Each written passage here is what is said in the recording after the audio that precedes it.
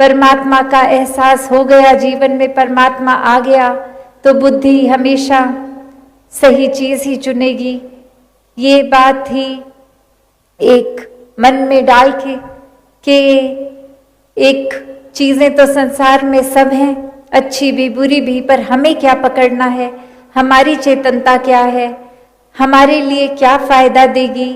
और ऐसा कोई लालच का फायदा नहीं कि किसी की प्रॉपर्टी या पैसे हड़पने की बात हो रही है।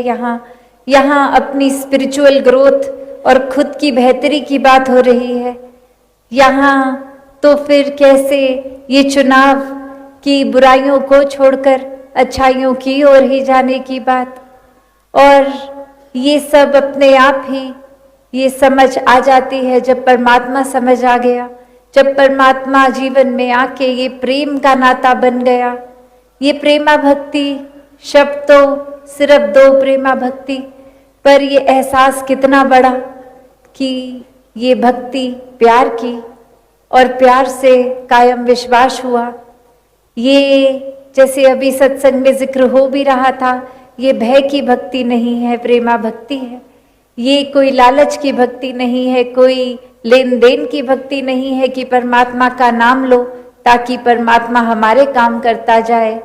ये परमात्मा का एहसास हो गया, जीवन में परमात्मा आ गया, तो बुद्धि हमेशा सही चीज ही चुनेगी।